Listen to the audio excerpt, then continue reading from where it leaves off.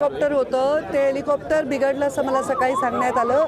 तरी प्रथम दर्शनी काल बसले मी म्हटलं की हेलिकॉप्टर खूप जुनं वाटतंय, थोडा आवाज येतो, मला माहीत नाही काय नेमका बिघाड झाला, पण ते आज सकाळी बिघडलं आणि मी जेव्हा निघाले होते तेव्हा मला कळवण्यात आलं की हेलिकॉप्टर ते उडू शकणार नाही, दुसरे हेलिकॉप्टर मागवून देतील.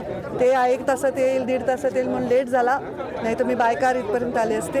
आता पुढच्या सभांना जात आहे. संजय राऊतांनी असं म्हटलंय की अजितदादांचा जो अपघाती मृत्यू आहे त्याच्यावर शंका उपस्थित केली आहे, घातपात होऊ शकतो असं म्हटलंय संजय राऊतांनी. मला काय वाटतं आपण काही म्हणणं हे महत्त्वाचं नाही आहे. ज्या वेदनेत आज महाराष्ट्र आहे, जे शॉकिंग अजितदादाचं जाणं आहे, त्याच्यामध्ये ज्याला खरंच वाईट वाटलं ना अजितदादाचं जाणं, त्याला हे काहीच सुचणार नाही, तो फक्त संवेदना व्यक्त करेल. त्यामुळे अशा प्रकारची दिशाभूल नाही झाली पाहिजे.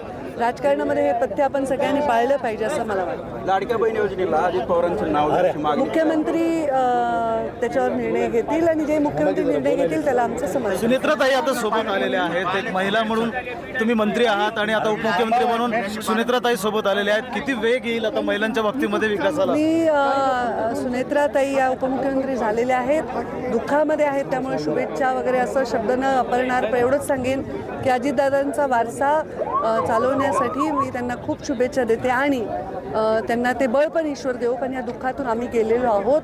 आम्ही ज्याला ते दुःख होतं त्याची सगळी वेदना जाणतो, ह्याच्यातून त्यांना बाहेर यायचं बळ ईश्वर देव आणि ते स्वतःच्या पायावर उभे राहून अजितदादांचा वारसा त्यांनी चालवला. जिल्ह्यातल्या 2-4 जागा सोडल्या तर भाजपची इतर ठिकाणी जे आहे ते राष्ट्रवादीसोबत युती झालेली नाही आहे. स्वतंत्र प्रत्येकाच्या मतदारसंघात त्या आमदारांनी ठरवल्याप्रमाणे झाली. इथे बाळासाहेब पाटलांनी युती केली, पॉझिटिव्ह आम्ही इथे एकत्र आलेलो आहोत. तुम्ही असं म्हणाला होतात अनेकदा 2-3 वेळेला की आता परळी मी धनंजय मुंडे यांना दिलेली आहे, तेच पाहतील.